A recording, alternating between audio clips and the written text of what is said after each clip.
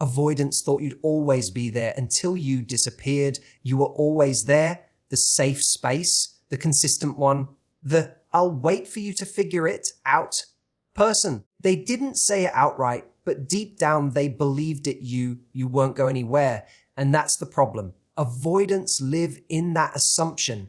They pull away, retreat, breadcrumb you, and think you'll keep chasing the crumbs. Why? Because you always have. They knew you'd reply to the late night text. They knew you'd excuse their emotional unavailability. They knew you'd shrink your needs to protect their comfort. But something changed. You got tired of begging for scraps of affection, tired of playing therapist to someone who wouldn't even meet you halfway. And one day, without a scenic, you were just gone. That silence was louder than any fight. For the first time, they realized they lost someone who would have loved them right. They thought you'd always be there until you disappeared. And now they're left with their patterns. You're free. Free to be met. Free to be chosen. Free to love without needing to earn crumbs. Avoidants often operate with an unconscious belief that the emotionally available person in their life will always be there. It's not always a malicious assumption. It's often just a quiet certainty they carry built from repeated experience. You show up, you forgive, you stay, even after they go cold, even after they ghost you for a few days or dodge every emotionally intimate moment. Every time you chase them, respond kindly to their distance or let them off the hook for disappearing emotionally, you reinforce the idea that they don't need to change. You'll still be there. This dynamic gives them a kind of psychological cushion. They don't have to do the work of being emotionally present because they've never truly been required to. Avoidants often have a deep fear of intimacy, and when you try to get closer, they back off. But they don't fear losing you because so far they haven't had to. They've been conditioned by your consistency. You always reach back out. You always accept the apology. You always explain your feelings in a way that makes it easy for them not to. They don't see your giving nature as a gift. They see it as a guarantee. And guarantees don't provoke urgency or effort. That's why you often end up feeling like you're working twice as hard just to keep the connection alive. You're planning the conversations, initiating the check-ins, asking the hard questions, and holding the emotional weight of the relationship. Meanwhile, they feel no rush, no pressure, no real consequence to their distance. This imbalance becomes invisible over time. You normalize it, they rely on it, and they begin to see you not as a person with needs of your own, but as a safe emotional fallback. That's why when you finally stop answering, when you don't chase this time, it hits them like a shockwave. Not because they suddenly miss you more, but because you broke the rule they were living by. You were always supposed to be there. It's not about punishing them. It's about the reality that people stop valuing what they assume will never leave. The avoidant mindset doesn't get disrupted until the emotional safety net is gone. And often, by the time that happens, you've already spent too long being the one who cared more, tried harder, and sacrificed most of yourself just to be chosen by someone who kept you at a distance. When one person is consistent and emotionally available while the other is distant or avoidant, a dangerous imbalance forms. The consistent partner becomes the emotional glue holding everything together. At first, it might seem noble, being patient, understanding, and giving someone space to come around. But over time, that consistency can actually become part of the problem. It creates a dynamic where the avoidant partner begins to expect the effort without needing to match it. Human behavior is shaped by patterns and reinforcement. If someone learns that they can give less and still receive the full emotional investment of their partner, they start to feel less responsible for showing up. Not out of cruelty, but because the system you're both operating in has allowed them to. Your emotional consistency becomes their excuse not to try harder. They stop planning dates. They stop initiating conversations. They don't ask the deeper questions or check in on your needs because they know you'll keep doing it for both of you. This slowly erodes the balance. One person is emotionally exhausted, constantly overextending just to maintain connection, while the other drifts further into complacency. And the more consistent you are, the more they lean on that pattern. They know if they pull away, you'll lean in. If they withdraw, you'll pursue. If they go quiet, you'll break the silence. And it doesn't feel like a team anymore. It feels like a chase. What's tricky is that your consistency might come from love. You're trying to keep the relationship alive to prove your loyalty to avoiding being too much or too needy.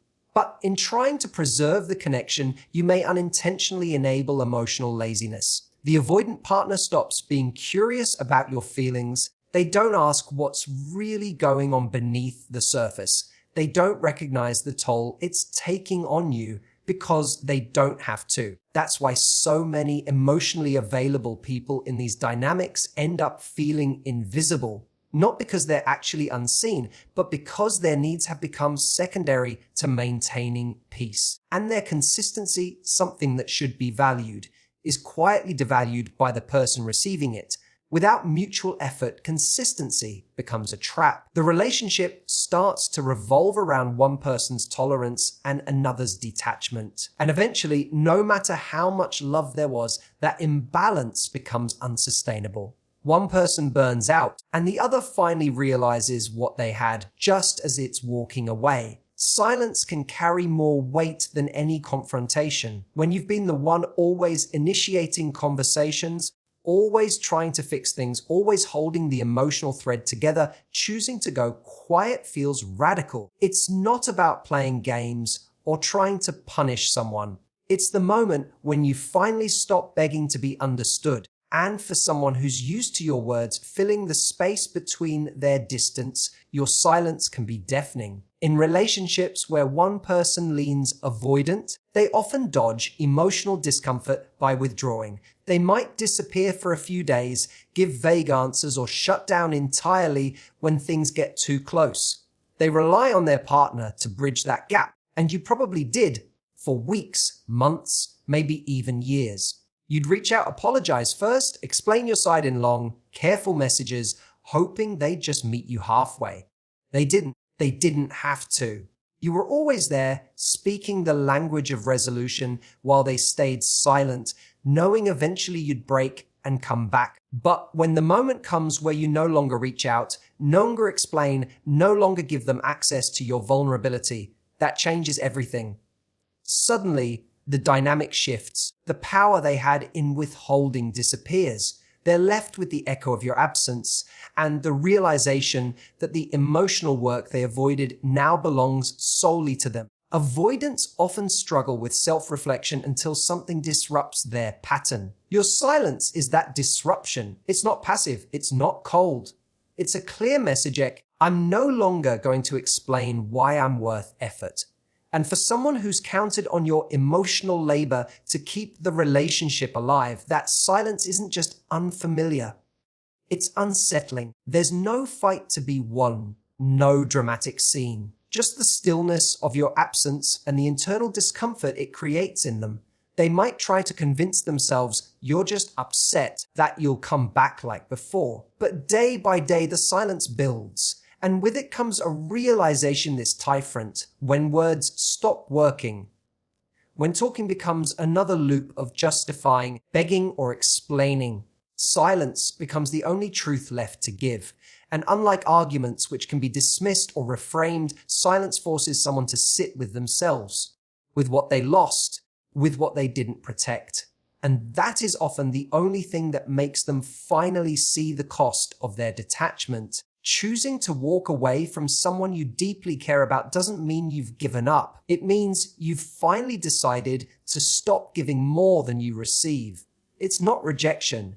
It's not cruelty. It's self-respect. There comes a point in any one-sided relationship where staying begins to chip away at your sense of worth. When you constantly excuse bad behavior, accept emotional scraps, or hope that love will be enough to change isn't showing up, you slowly lose parts of yourself in the process. People often confuse endurance with strength, as if staying in something painful somehow makes you more loyal or loving. But real strength is knowing when enough is enough. It's recognizing that love without reciprocity is not noble. It's self-abandonment. Walking away isn't a weakness. It's a reclaiming of your dignity. It's the point where you say, I'm not going to keep proving I'm worthy of love to someone who can't meet me where I am. The avoidant partner may not even realize what they've been asking of you. They're not always intentionally manipulative. They often act from fear, discomfort, or emotional unavailability. But regardless of the reason, the impact is the same. You've been left carrying the emotional burden of a relationship built on imbalance. You've probably shrunk yourself to fit into the gaps they left. You've softened your needs, rationalized their withdrawal, and convinced yourself that patience was the path to connection. But there's nothing romantic about constantly being the only one trying. At some point, choosing to stay becomes a betrayal of your own boundaries. Walking away isn't about proving a point. It's about refusing to remain somewhere you're not valued. And that decision, quiet, final, and grounded, is one of the most powerful things you can do. It doesn't mean you don't still care. It means you care about yourself more, enough to step away from a dynamic that was never going to give you what you needed. Avoidants may not react immediately. In fact, they might seem indifferent at first, but your absence will eventually speak volumes. They'll feel the shift, not just because you're gone, but because the person who always stayed finally chose themselves. That choice, while painful, is freeing. It marks the moment where your story stops being about proving your worth to someone else and starts being about honoring it for yourself. That's not rejection. That's real earned self-respect. When you finally step away from someone who kept you at arm's length, you're not trying to teach them a lesson. You're reclaiming the space that was being drained by inconsistency, confusion, and unmet needs. For a long time, you probably held on to the hope that they would come around, that if you just loved them enough, were patient enough, or made yourself easy enough to be with, they'd eventually give you the emotional presence you craved. But that moment never came, not because you weren't enough, but because they were never ready to meet you there. Disappearing from their life isn't about revenge. It's about making room for something better. For someone who doesn't flinch at closeness, who doesn't view vulnerability as a threat, who doesn't run the moment intimacy starts to grow. The love you were offering so freely was not the problem. The problem was that it was being given to someone who wasn't ready to receive it. And the longer you stayed, the more you internalized that as a reflection of your worth when it never was. You walking away isn't a punishment. It's a reset. It's your way of saying, I no longer accept being half loved. And it's in that quiet, powerful decision that you open up the possibility of real love.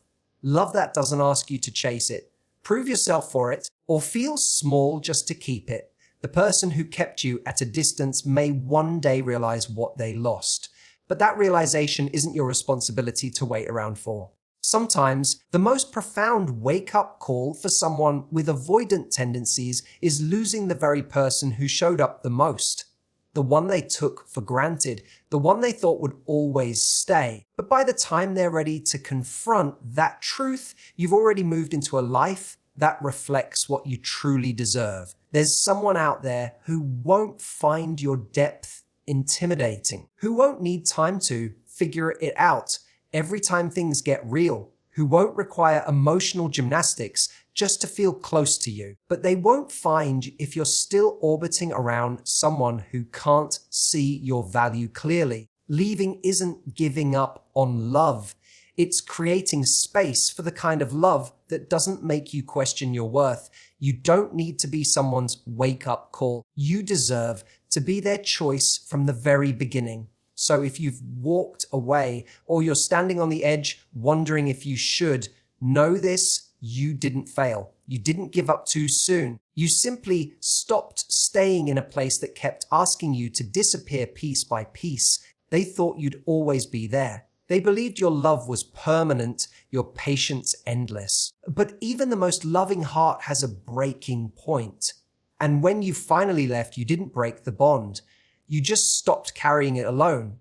Maybe one day they'll realize what they lost. Maybe they won't. But that's not your story anymore. Your story now is about healing, about choosing yourself, about finally being seen not for how well hold things together, but for who you are when you're no longer chasing someone to stay. And to anyone who's ever loved deeply, waited too long, or stayed too quietly, thank you. Thank you for the courage it takes to walk away. Thank you for the strength it takes to be honest with yourself. And thank you for believing that love should feel safe, seen, and mutual, not like a battle for crumbs. Here's to the love you actually deserve. Until next time, take care of your heart and never forget disappearing isn't weakness. Sometimes it's the only way to finally be found. Thank you for listening. You're not alone. And your story is just beginning.